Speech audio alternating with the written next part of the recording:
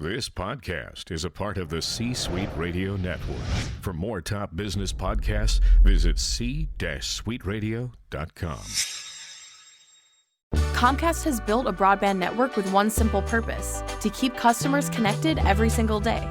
In the last 10 years, we have invested $30 billion and $15 billion since 2017 alone to keep America's largest gig-speed broadband network fast, secure, and reliable. Because more Americans rely on Comcast to stay connected, we work around the clock to build a better network every single day.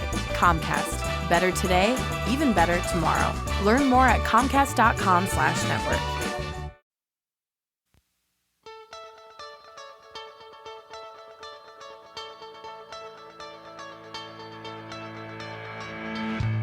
Welcome, global leaders, to the Global Reach Leadership Forum with Navy veteran, ecclesial leader, entrepreneur, and author, Dr. Pat, presenting you with critical leadership perspectives from the minds of former military leaders now transforming the face of American business as successful entrepreneurs. Get ready to listen, learn, to lead. And now, to enhance your leadership influence on the Global Reach Leadership Forum, here's your host, Dr. Pat.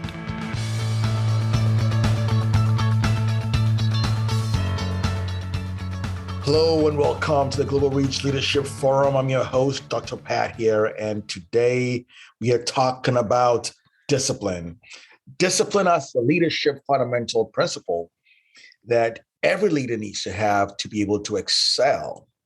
And before my special guest comes today, I am going to talk about my take on discipline and to make sure that we all are on the same sheet of music and understanding how discipline impacts the leader's progress in any environment. So to that end, I want to ask a question so that we all can understand where discipline plays in our respective roles. And the question is, why is a leader's sense of discipline critical for the success of their organization? Now, this is a very unique question because sometimes we don't really take it seriously about the value of discipline and how we need to excel.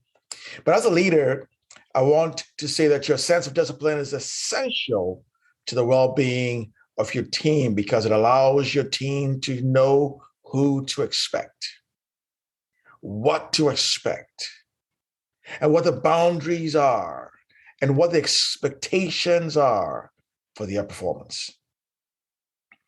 You are the book or manual that they will ever read. You're the map to their professional destination, and you are the Bible they'll ever read for those who are spiritually inclined, that is.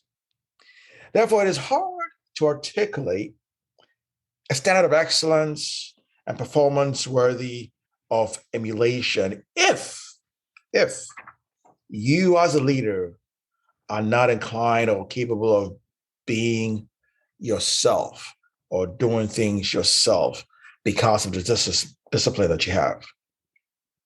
So if as a leader, you are not disciplined enough to be punctual to meetings or say, to an event or attentive to the details or you're thorough in your reviews or predictable in your expectations, it'll be really hard for you to require the same of others, isn't it?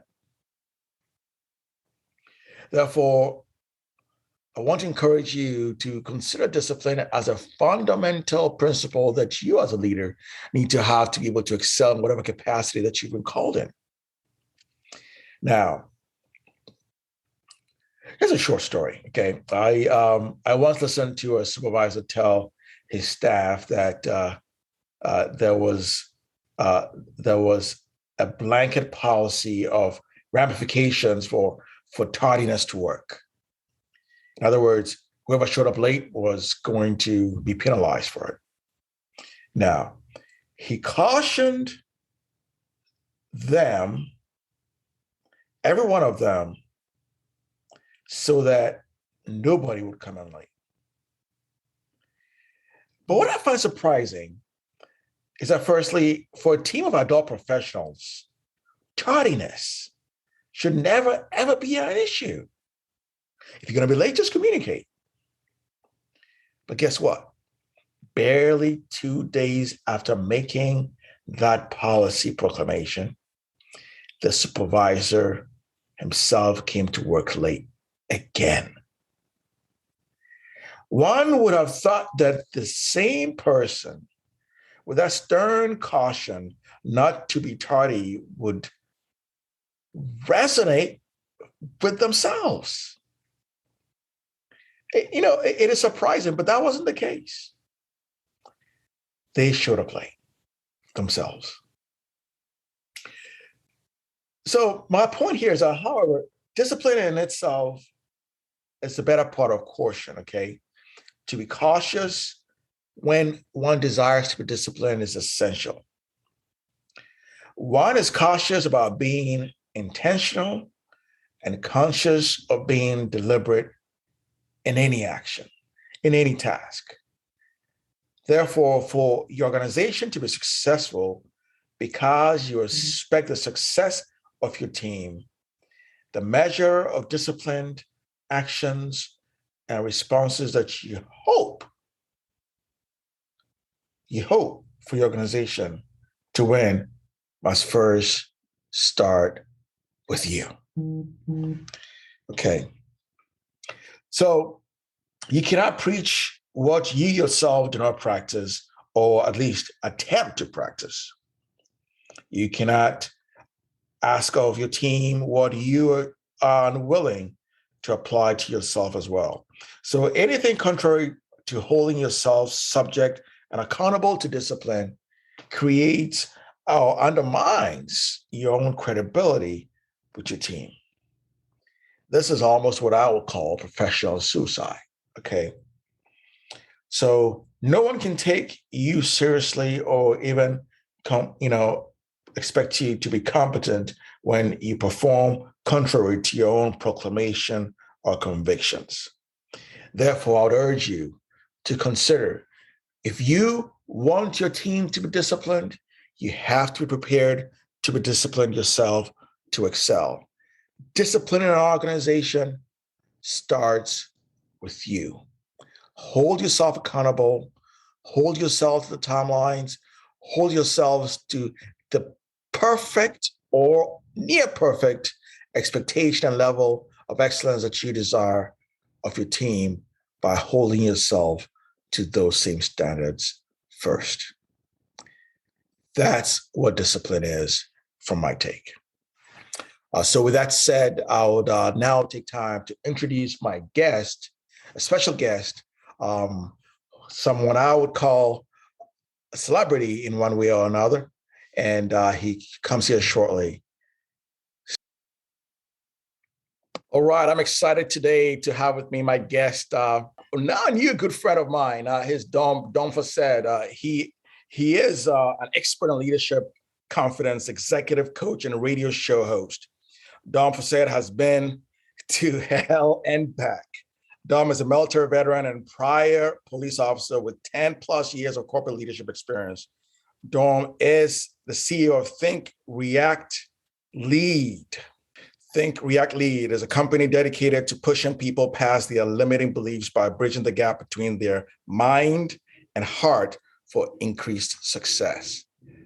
Welcome to the Global Reach Leadership Forum. It is good to have you here, Dom. Thank you, sir. Thank you for the invite. Greatly appreciate it. Awesome. I am excited to have you here. I tell you what, you are such a dynamic leader, and because of your expertise, I think you'll be a great addition to any organization when they ask you to speak. And we want to feature you as a personality, a media personality, so that we can actually talk about the things that matter.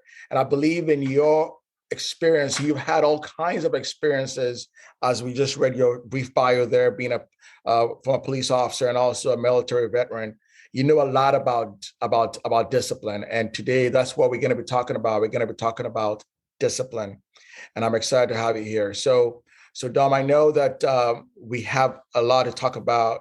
I've been learning a lot from you over the course of a few months that I've gotten acquainted with you.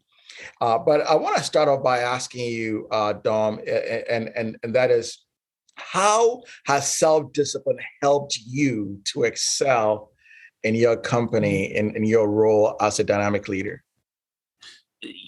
One of the things, well, one, thank you for the intro. I appreciate that. But one of the things that discipline has assisted me with, I'm going to start with inside the house, because from a leadership perspective, and this is just something that I share with clients and even friends, they don't like it, but if you can't lead from within your house, you have no business leading outside. I like that. So discipline has helped me understand what's important to me, right? A lot of times, and just speaking from a communication standpoint, we say things to the people that are under our roof that we might not mean, right? And that is going to dictate or have a negative result to what our day is going to look like as we leave the household. And now we go into the office, we're an executive, we have people to lead. And now there's this disconnect. And I talk about bridging the gap between the mind and the heart. There's a disconnect of, am I being a true leader, or am I just being two different people, a person at work or a person at the house? Discipline has allowed me to acknowledge my emotions and understand that it's okay to have feelings. I'm an ex-cop, prior military. So given those backgrounds, a lot of times you just get hard. You become hardened to the world and you forget about self. So discipline, for starters, has allowed me to acknowledge the importance of self. Dom Fawcett, my feelings are important. The words that come out of my mouth are important. My listening is important. And these are things that I implement at home. So going into the workspace, well, I don't work for a company now, but when I was in the corporate space, going to work and being disciplined in my emotions, being disciplined, forget about time management. Like, that is very normal. If you can't get that, you have other issues. I'm talking discipline with self, how we allow people to talk at us as opposed to talk with us, right? And discipline has allowed me to not wear my feelings on my shoulders or on my sleeve, and have true conversations with people and work around what we call crucial conversations. Crucial conversations, that conversation that you may not want to have with your boss, with your employee, with your spouse, with your kids, etc. And it just kind of eats you up inside. Well, the only reason why you don't want to have that conversation is because you're afraid of your own emotions. You're not sure how to have the conversation without negatively impacting somebody else, getting your point across. So discipline has allowed me to think, react, lead, how to put myself first, but not void of emotion. So we're talking good emotion there. And I really think the increase of emotional intelligence in my world stems from where I grew up, being in the military, being a police officer. And I'm not a big guy. I'm 5'11", 210 pounds. So I'm big in the corporate space from a side, but as a cop, I'm not street big.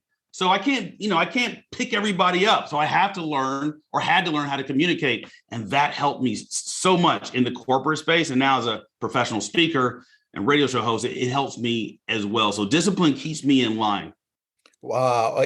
That's so profound that you mentioned that, how that has shaped you. And that segues into the next part of my topic here, because you mentioned how you have to lead from the home, and that's important because people miss that piece of it. We heard about scriptures that says that if you can't lead your house, well, would you lead a church or whatever the case might be?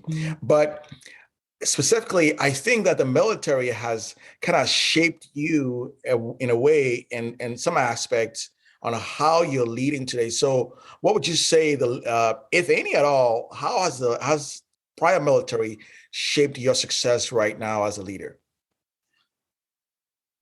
I would say it was my position in the military. So before joining the military, I stuttered from the age of 6, all the way through 18. So joining the military did a couple of things. One, I was K9 in the military. I was K9, I had a dog.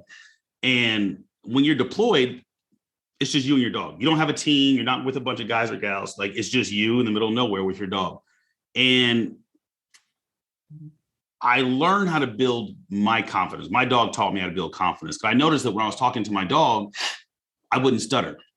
But then I realized, because you have a lot of time to think when you're in the middle of the desert, I realized that stuttering wasn't the issue. I had a lack of confidence. And the lack of confidence in being judged by others is what caused me to stammer and stutter. But I noticed that when I was out with my dog, I would just talk to Clint and it would be such a fluid conversation. And secondarily, I learned the importance of listening. Because when you talk to a dog and it's your dog, their ears will come up and they'll look at you. Now, granted, it's a weird look because they don't know what you're talking about. But I learned how to listen to people.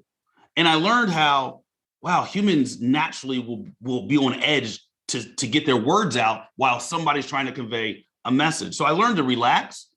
I learned to listen, listening is a very great quality of a leader. And I learned to not rush my words. So listen to the person talking, void of a preconceived answer.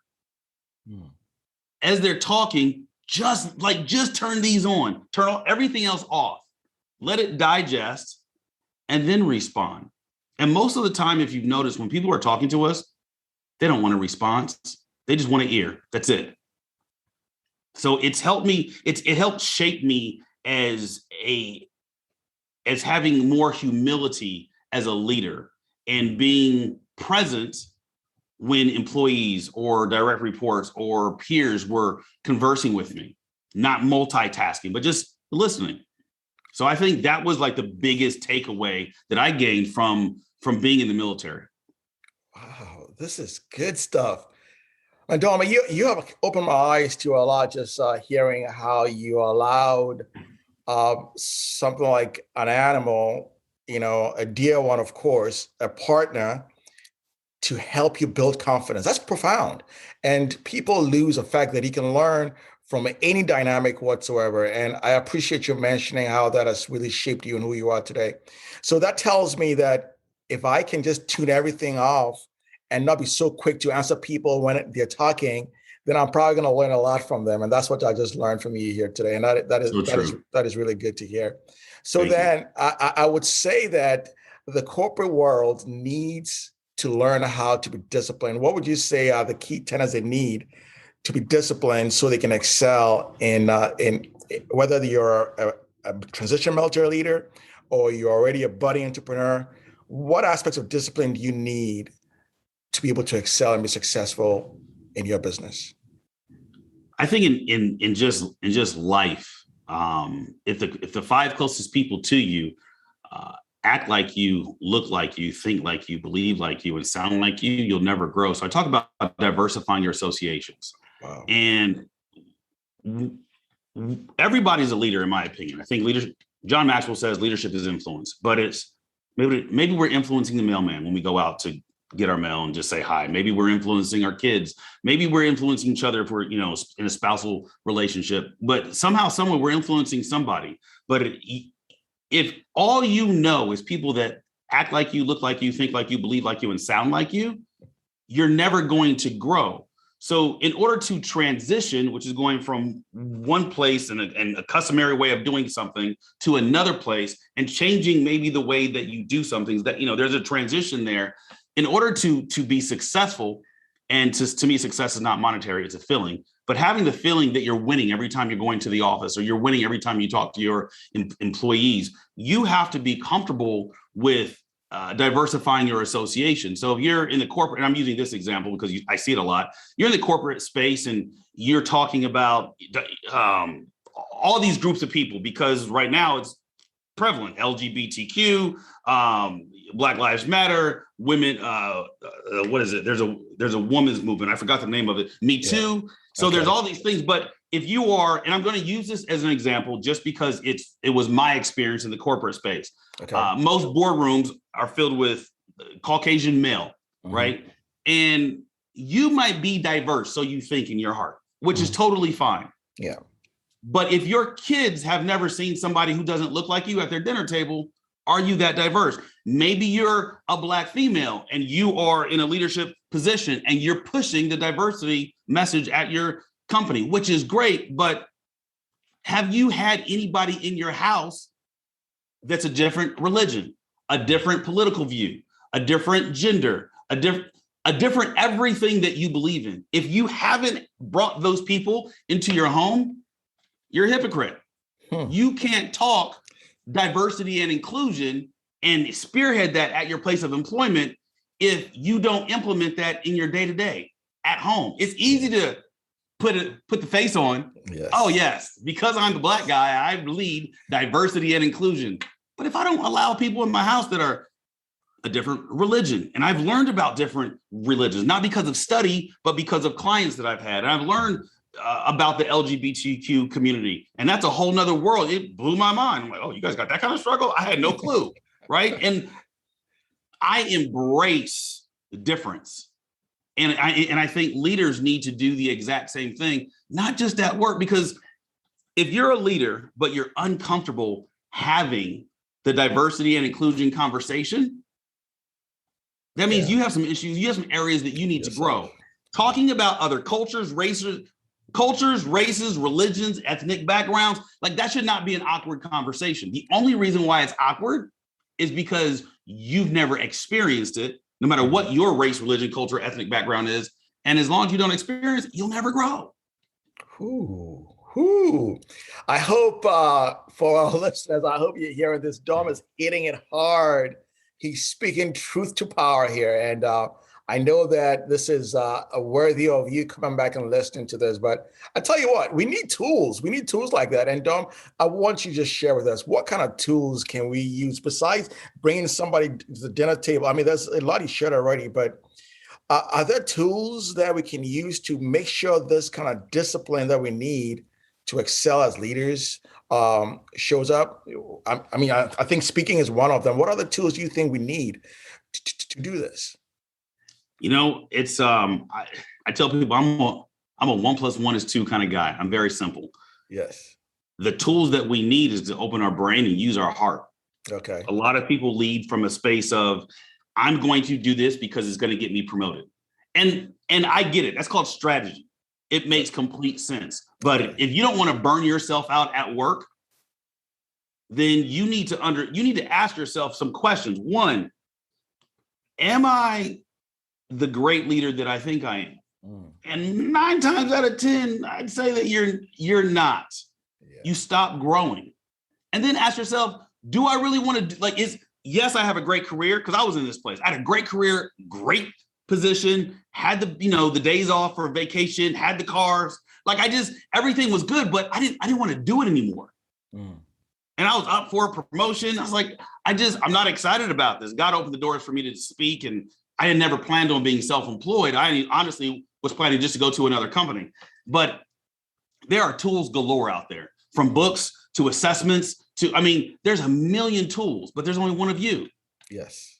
The change or the adaptation is in self, not the self that you were when you graduated and got your master's 10 years ago, but the adaptation and change in self of who you are today.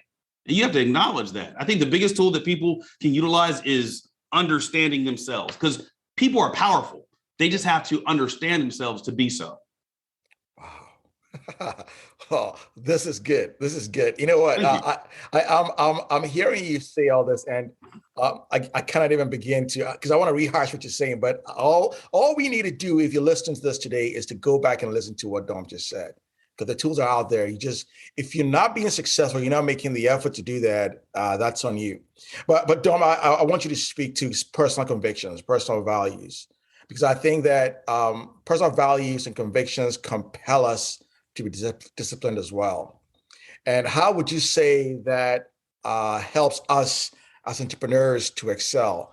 Because if you don't have good personal values or convictions, there's a chance you're not going to be successful. What do you think about that? I think that personal values and convictions are the guiding light. There you go. Right? Okay. They're the bumpers, the curbs on the road to wherever it is that we're going. One of the things I use for myself is change one life every day for the rest of my life. And what that's done for me is it's allowed me to see, for me, something simple. When I post on social media, which I post every day, I don't have to go back and look at it, because I know at least one person is going to see it. Okay. So I don't need to validate myself by keep going back and going back. But interpersonal interaction, if I'm talking to somebody, do I really need to talk about Dom Fawcett? Is that going to change one life every day for the rest of my life? Does that fall into that, guys? No, it does not. That person probably just needs me to listen if I'm in a space to do so. And it stops me from wanting to, a lot of people feel the need to brag or the need to boast. And I've seen it in these little corporate settings. Oh, I've got this. I've got okay, you have your degree. But what about the person at the table who's there every week, every Tuesday meeting, they're there, but they don't get a chance to talk because three of you are always talking. So I think, react, lead is think as an executive, react like a soldier, and lead. And that allows me to think about it, strategize quickly. A soldier is required to move. That's it. Just take the order and move. And then lead. Do it with tact. Do it with professionalism. And if people were to take time outside of themselves and just be okay, not always getting the credit, eventually they'll get the credit because people will just see them as a kind person. Sounds weird, but that's just how that works. The person that talks the less is the one that most people are curious about. Mm-hmm. And the less you talk, the more you don't mess up. Wow. The one who talks the less is the one people are curious about. Oh, wow, that's deep. You know what? You said a few things there that are kind of striking me, and I'm gonna chew on them for a little while. That's really good. But I am thinking about how people probably you've probably learned a lot of lessons over the course of your career, whether in the corporate world or in the military. I'm sure there's been one big lesson about being disciplined that you probably want to share. If there's a takeaway about being disciplined, what's the one biggest lesson that you would say you've learned about discipline that has made you excel? How we do one thing is how we do everything. And I'm going to use an example that everybody's familiar with. We set an alarm. Most people do. They set an alarm, especially if you're in the corporate space and you have a job you have to get to. But you set your alarm. But what happens before we set the alarm?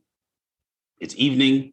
We're getting ready for bed. We tell ourselves, I'm going to get up at 5 a.m., 0500 hours. So we go to our clock or our phone and we set the alarm for 0500 hours, 5 a.m. Mm-hmm. We go to bed. The alarm goes off. We hit snooze. I try not to. But what happens is your day doesn't go as planned because you've already broken a promise to yourself. Oh. Like you committed 8, 9, 10, 11, 12 hours ago. I'm going to get up at 5 a.m. Like you said that in your head. You said it so much so that I'm going to make sure I get up at 5 a.m. 5 a.m. comes around. We hit snooze. If we hit snooze at the start of our day, what other areas in our day are we hitting snooze on? What are the areas in our day are we putting on the back burner? What other areas in our day are we not making important? We're scheduling things and then not adhering to said schedule. And then you come home and you wonder why your kids are off, you're angry, you're upset because you haven't acknowledged the wins. Like when you start your day 5 a.m. and you get out of bed, you don't have to know what you're going to do when you get out of bed. You just get up and figure it out. Naturally, probably go to the restroom. Then we probably take a shower. Then we probably brush our teeth. Like when you start doing these things, it's simple. We start to feel accomplished. And then you get to work and you're that guy. Like, why is he so happy? He woke up at 5 a.m. Like everything's going smooth. And you can't ask your employees or your team to commit to things and stick to it if in private, you're not doing the same thing. I like that. You hit it right on the head. That is so true. You speaking. Yeah. Thank you. So, there's a lot to be said about people who are not disciplined, because if you're not disciplined to be able to hold people accountable, the chances are that you're not going to hold anybody else accountable because you can't hold yourself accountable. And I think that's exactly what you're saying. And as we're heading towards the end here, there's a couple more questions that I want to address, and that is, you've probably had a lot of experience with success. And you mentioned how success is a feeling, it's not really monetary. And I tend to agree with that as well. I always have alluded to success to whatever you set your mind to, as long as you accomplish it, you're successful. So how would you say the pressure of success can affect somebody's discipline? Would you say that if you're disciplined, pressure doesn't matter at all when you're successful? Or how would you say discipline relates to being successful when you're under pressure? I think pressure comes from poor planning. Okay. And there's a caveat to that. My life experience has put me in positions where most people aren't going to be. So you kick in the door as a cop serving a warrant. Minutes before you're told that there's 3 people in the house, you kick in the door, there's 7 people in the house. To me, that's pressure. Because 3 people, and I was young and kind of full of myself 20 years ago when I was a cop, but I kick in 3 people, I don't need backup. I'm good. I'll kick in the door, serve the warrant, and affect it as I need to. But when you're by yourself and you kick in the door and there's 7 people, you don't have the luxury of saying, all right, pause, time out. I'll be right back. You guys don't move. Leave all the paraphernalia out there. Drugs, guns, just leave it all. You don't have time to press pause. So that to me is pressure.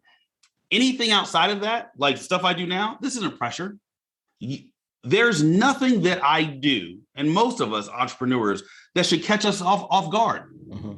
You should put a bumper in your time expecting certain things. When you schedule your day and you have non-negotiables in your life, you're not going to have pressure. Like I can't think of a time as an entrepreneur that I've had pressure, even in the corporate space. I can't think of it. If somebody says, hey, Dom, I got to get this presentation. I got 15 minutes. Can you put it together for me? Yeah, not a problem. Wow. The reason you're asking me is because I've done it before. Nobody's going to say, hey, Dom, NASA's about to take off. Can you operate the space shuttle? That'll never happen because I'm not known for that. If my wife, oh, shoot, I forgot to. Our son's got half day today. Oh, shoot, I forgot to. All right. Hey, bud, I'm not going to be able to make the podcast, or I need 15 minutes, 7 minutes to get there, 7 minutes to get back. All right, cool. Either they say yes or they say no. I think we overanalyze things and we call it pressure. But from a work perspective, I can't think of any pressure. Now, I race motorcycles for fun. My wife and I do. That's a little bit of pressure because I don't want to crash a motorcycle. I do a lot of stupid things for fun. That's a little pressure, but it's what drives me. I think us as humans, pressure should only happen when we've chosen to have fun. Skydiving, pressure. I get it, right? Doing some artwork for the first time with paint with all three of your young kids. They're all under 7, and you just clean the house. That's a little bit of pressure, but it's fun. I can't think of work being pressure. We allow work to dictate how we are in our life, and that's where the pressure comes in. But when you know who you are through and through, and again, having non-negotiables and comfortable with telling somebody no, you're not going to have pressure. Yeah. Wow.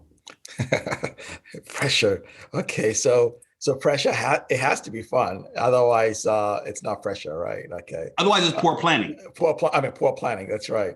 Yes. I have often said that there are 2 things. There are 2 kinds of P's in leadership.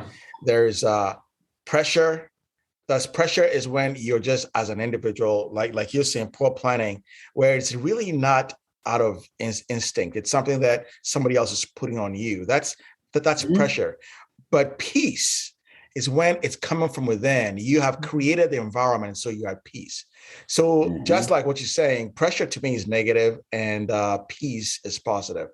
So that's really good. So how would you say that the media has created an environment where people are not able to lead with discipline? Because I believe that as leaders, discipline helps us to be organized, to excel in what we're doing. But then the media creates an environment where people feel they need to overreact or overshow what they are when they're not really true leaders. Do you think that media has something to do with how people lead, and therefore they can't exercise leadership discipline as they ought to? I think so. I don't watch the news. Okay. I think the media is very good at what it does, controls a narrative. But when you know what you're purposed to do, let's use leadership. You're in the corporate space. Let's say when the BLM, the movement happened, you're a Caucasian male. You have a very diverse team.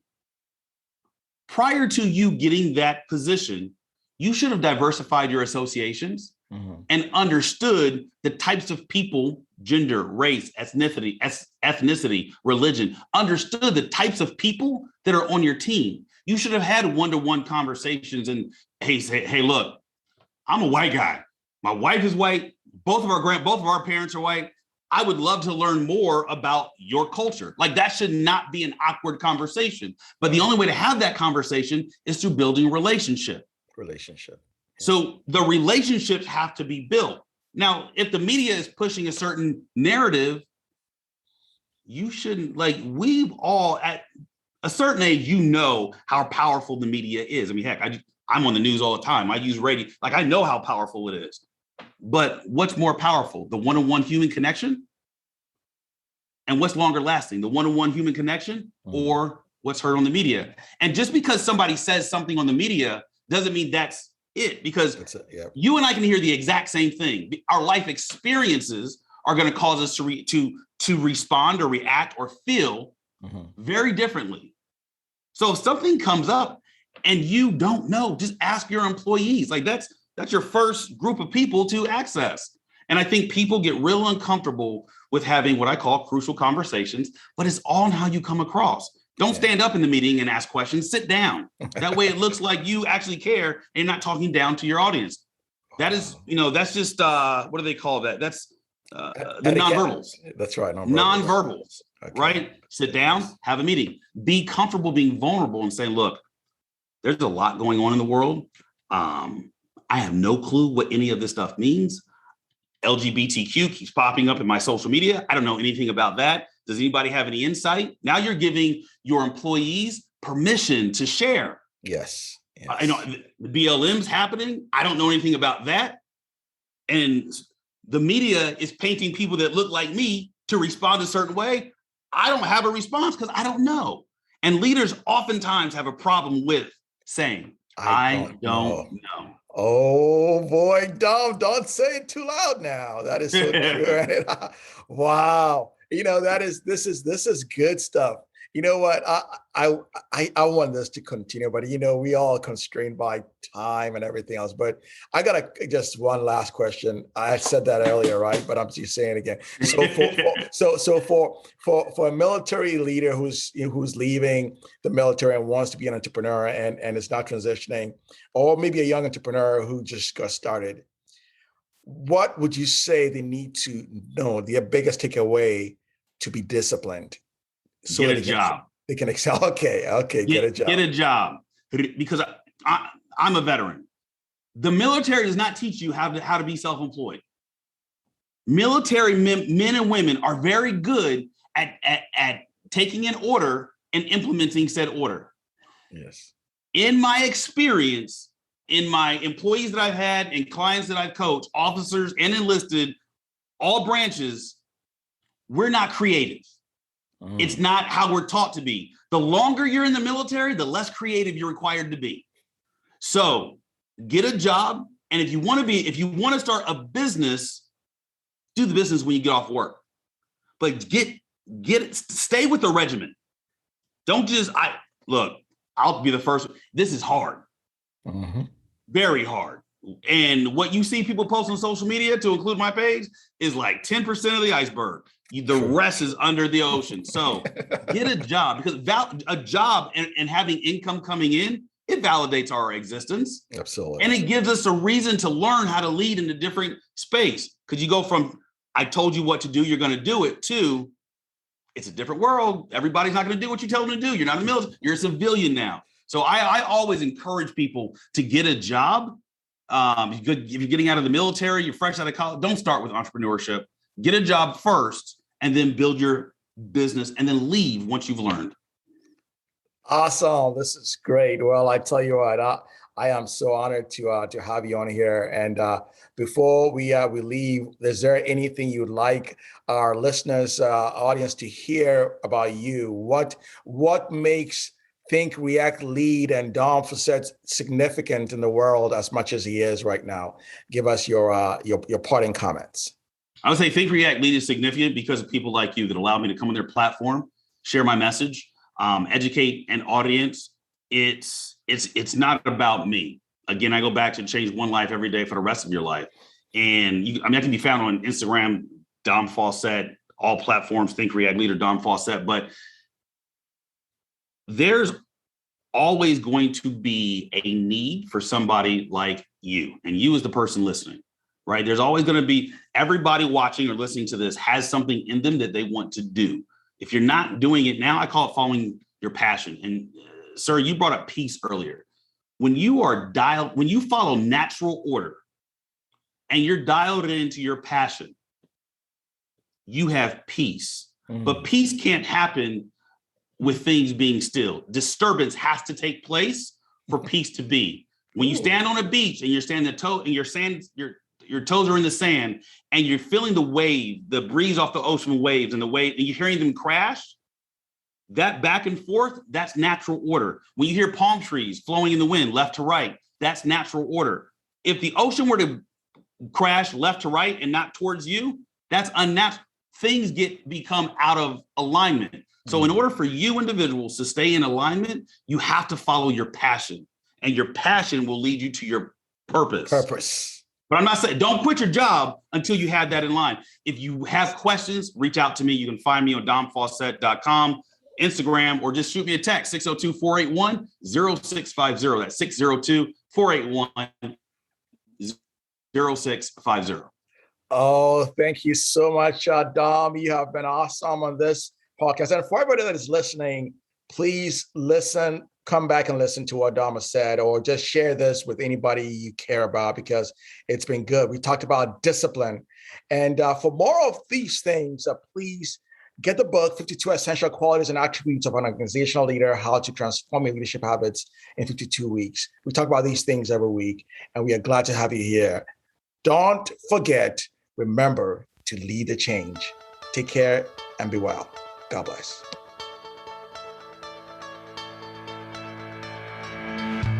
Well, global leaders, thank you for listening to this episode of the Global Reach Leadership Forum. If you have learned something today, please like us on Facebook.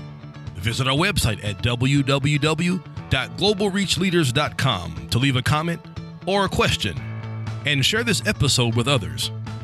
Until next week, remember to lead the change.